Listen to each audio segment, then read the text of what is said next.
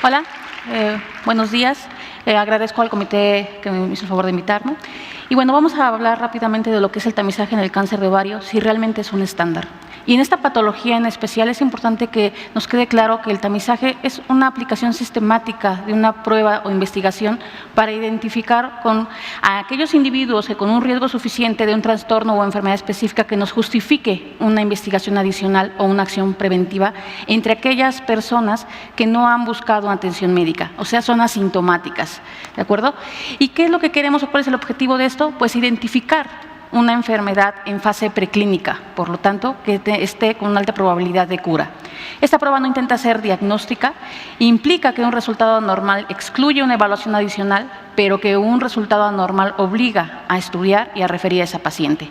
Y teniendo esto en mente, quiero hablar un poco más del cáncer de ovario de forma general para que entremos en contexto. El cáncer de ovario es el 7º lugar en incidencia mundial, sin embargo, es el primero en mortalidad entre las neoplasias ginecológicas.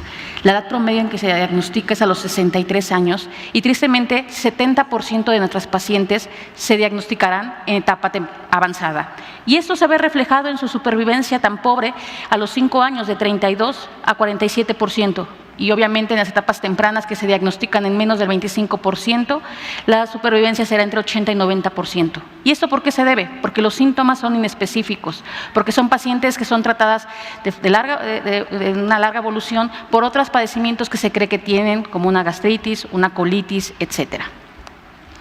Y bueno, y para poner más sombrío el escenario, aparte de que las pacientes se diagnostican en etapa avanzada, aquellas que tienen respuesta completa al tratamiento inicial, 70% van a recurrir durante los primeros 2 años al término del tratamiento.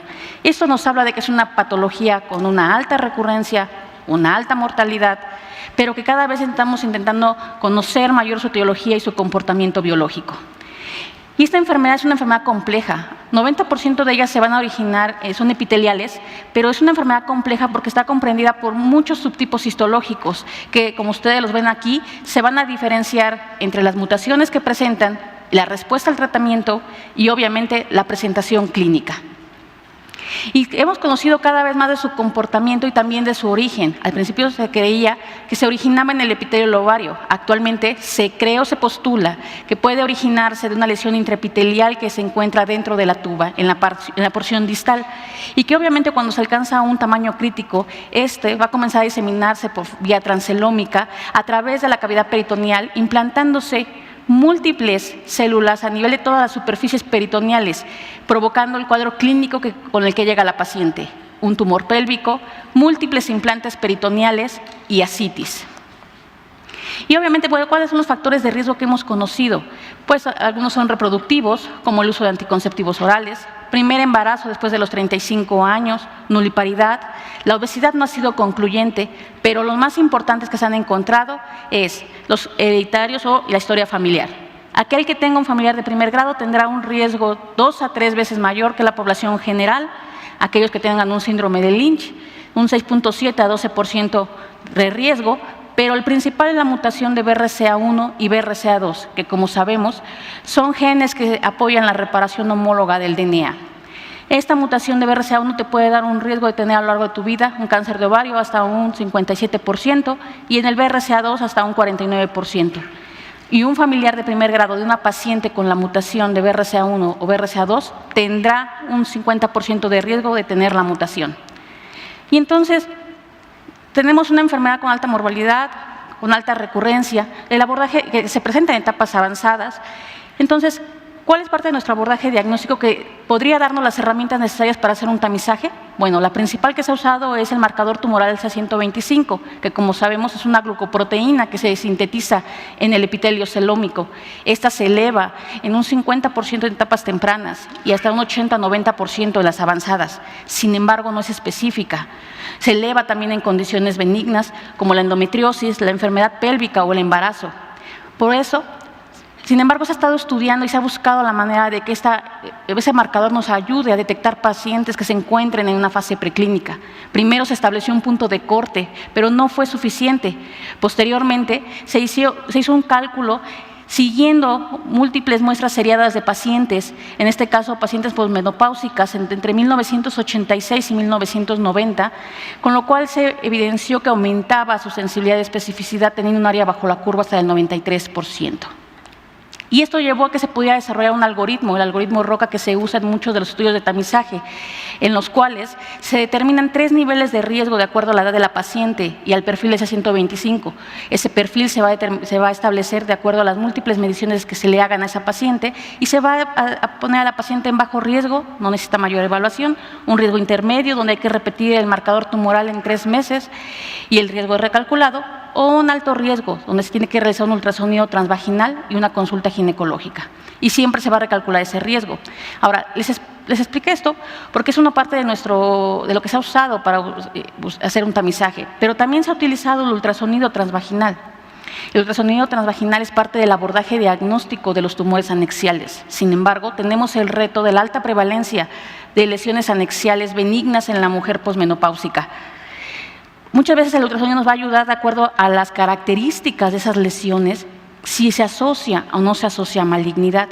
En este caso, por ejemplo, se ha visto que la malignidad asociada a un quiste multilocular es hasta el 18%, pero si tiene un componente sólido puede incrementar hasta un 49%. Por lo que también se ha visto si él solo o aunado a este marcador tumoral C125 podrían ser la herramienta ideal para un método de tamizaje en las pacientes.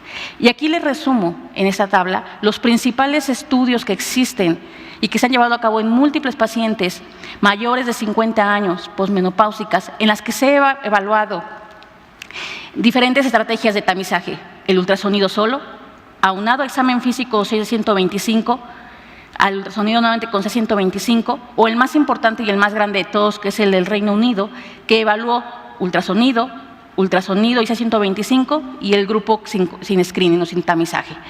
Y de esa tabla quiero que vean que cuando el screening o el tamizaje era positivo o nos decía que la paciente podía tener cáncer de ovario, hay que recordar que la única manera de poder establecer el diagnóstico es con un reporte histopatológico, ya sea por una biopsia, que no es recomendada en etapas tempranas, o una cirugía. ¿De acuerdo?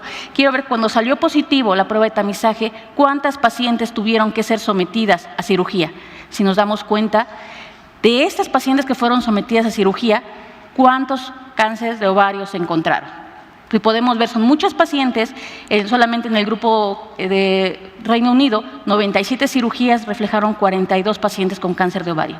Recordando que la cirugía no es un tratamiento inocuo y tiene su riesgo. Entonces, se vieron complicaciones hasta del 15% en aquellas que tuvieron una cirugía falsa positiva. O sea, una paciente que se creía que tenía cáncer de ovario, se operó, pero salió que era una patología benigna.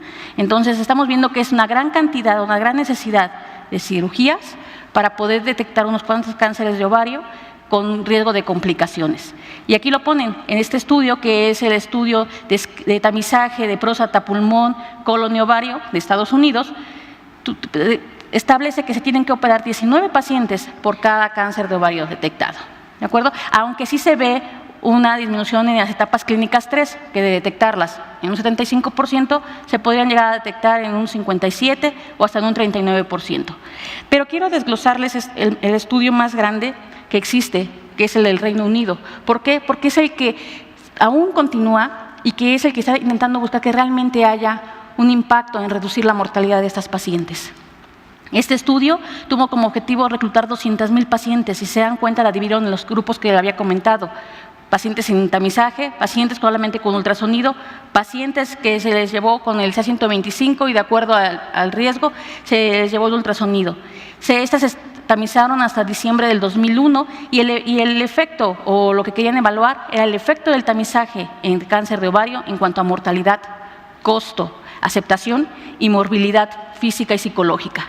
Como podemos ver, en el tamizaje multimodal hubo una mayor especificidad, ya que hubo menores necesidad de estudios, menores cirugías, y se pudo conseguir que se diagnosticaran 42 cánceres epiteliales invasor, y las etapas clínicas 1 y 2 se diagnosticaron en un 48.3%. Como sabemos, en la población general se diagnostican en un 25% o menos. Sin embargo, como ustedes vieron, buscaban un 30% de disminución de la mortalidad y no lo consiguieron. solamente consiguieron un 15% del tamizaje multimodal y un 11% por ultrasonido. Al hacer un análisis post-hoc, ahí evaluando si dividían la reducción de la mortalidad por años, sí se evidenció que disminuía la mortalidad hasta un 28%. Sin embargo, el diseño del estudio no se había hecho de esa manera y ellos ponen que es su principal limitación, ya que ellos fallaron en anticipar el efecto tardío del tamizaje en su diseño estadístico, en el cual solamente llegaron a un 15%.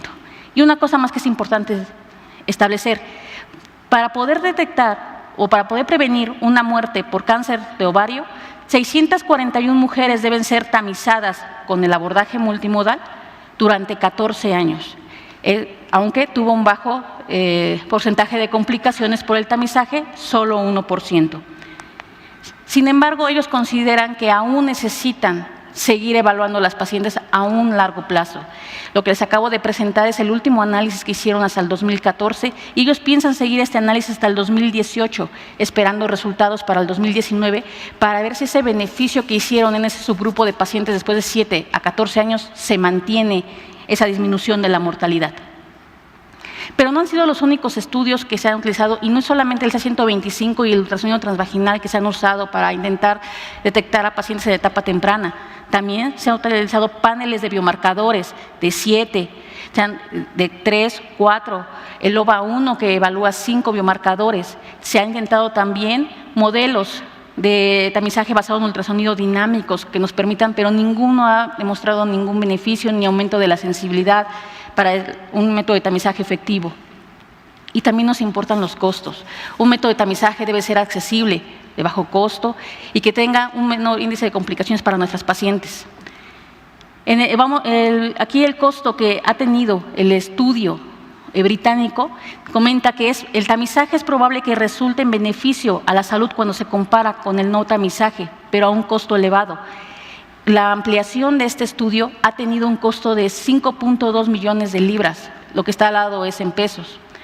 Estiman que el tamizaje no es costo efectivo, tomando en cuenta la población blanco, la necesidad de estudios y la repetición de los mismos, las cirugías innecesarias, el manejo de las complicaciones. Sin embargo, los años de calidad de vida ganados a largo plazo van a evaluarse en el siguiente análisis.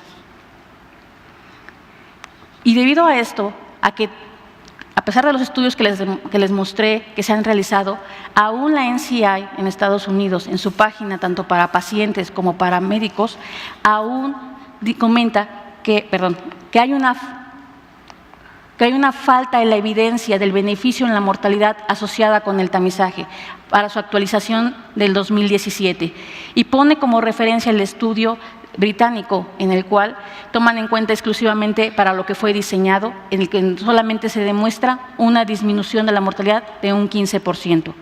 Y más aún, la Sociedad de Ginecología Oncológica de Estados Unidos, la FDA y la Mayo Clinic han establecido que no se debe utilizar ni el OVA1, que es un panel de biomarcadores, ni ningún tipo de biomarcador como parte de un tamizaje. Y la NCI tampoco, la NCCN tampoco recomiendan el uso de paneles de biomarcadores para tamizaje.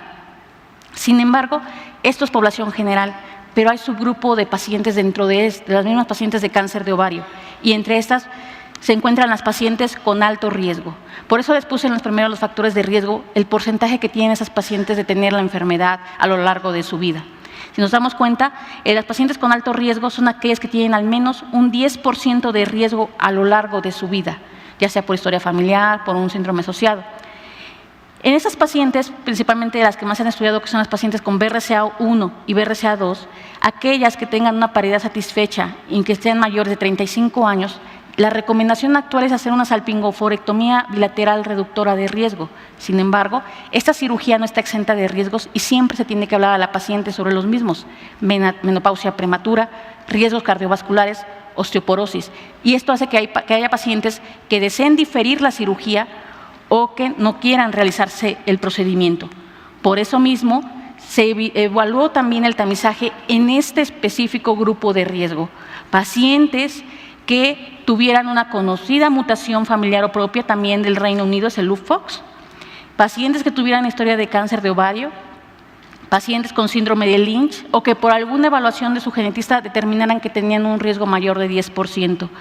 Se le realizó tamizaje a 4.348 pacientes con CA-125 cada 4 meses y ultrasonido transvaginal anual. El ultrasonido se adelantaba si el marcador presentaba alguna elevación. Como podemos ver, tuvo un adecuado apego al tamizaje y 162 pacientes fueron operadas por una prueba de tamizaje positiva. Sin embargo, la tasa de cirugías falso positivo siguió siendo elevada y la mayoría de ellas eran tumores de patología benigna. Y solamente se diagnosticaron 13 cánceres invasores durante la época de tamizaje. Sin embargo, también se diagnosticaron otros después de que había terminado el tamizaje, a menos de un año de haber terminado el tamizaje o a más de un año de haber terminado el tamizaje. Ellos comentan que las etapas 3 y 4 que se diagnosticaron fueron solamente en un 36.8%, que es obviamente una reducción mucho mayor. Sin embargo, si eliminamos a las pacientes que se diagnosticaron durante la salpingoforectomía reductora de riesgo porque ya habían decidido realizársela, solamente disminuye hasta el 54% la etapa 3 y la etapa 4. Entonces, ellos en pacientes con conocida mutación de BRCA1 y BRCA2, en pacientes que no elijan una cirugía reductora de riesgo, el ultrasonido transvaginal puede ser considerado que se inicie entre los 30 y los 35 años y las determinaciones de CA-125 también pueden ser consideradas como parte de tamizaje, pero teniendo en cuenta que aún en esta población de alto riesgo también el índice de cirugías falsas positivas también es elevado. Sin embargo, no por estos resultados que no son tan alentadores como todos quisiéramos, quiere decir que vamos a dejar a las pacientes. Aún se siguen investigando nuevos métodos de tamizaje, no solamente con el CA-125 y el ultrasonido. Ahorita se acaba de publicar este año este protocolo del abordaje histeroscópico para el tamizaje en el cáncer de ovario, ya que, como les comenté al inicio, se ha evidenciado en los últimos años que las lesiones intraepiteliales dentro de la tuba podrían ser el precursor de muchos de ellos. Y, obviamente, buscar riesgos de predicción genético que pudieran ser aplicados para el cáncer de ovario.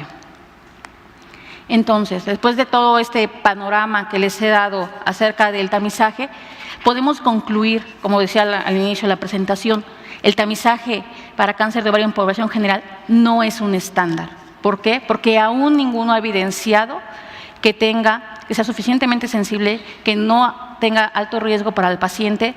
Las cirugías falsas positivas siguen teniendo una gran incidencia y aún en los estudios a largo plazo, esa reducción de la mortalidad se demostró en un análisis que se hizo por subgrupos en cuanto a los años, no para lo que estaba diseñado el estudio. Es necesario continuar investigando nuevas modalidades de tamizaje.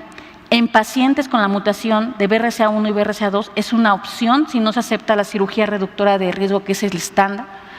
Y los retos que tenemos con esa neoplasia es que tenemos que continuar con el entendimiento de su comportamiento biológico y sitio de origen, que es relativamente rara, o sea, no es tan frecuente como el cáncer cervicuterino, como el cáncer de mama. Y el tamizaje se basa en estudios de imagen que dependen del operador, que a veces no tiene con características concluyentes que nos aseguren que va a ser maligno, y un marcador tumoral que no es específico. También hay que tomar en cuenta que para poder conseguir tener un tamizaje necesitamos un tamaño de muestra que debe ser amplio, con un seguimiento muy largo y a alto costo, lo cual difícilmente se puede sostener. Y que las complicaciones quirúrgicas por cirugías falsos positivos son altos, porque recordemos que la cirugía provee el diagnóstico definitivo, porque la biopsia en etapas tempranas no está indicada. Gracias.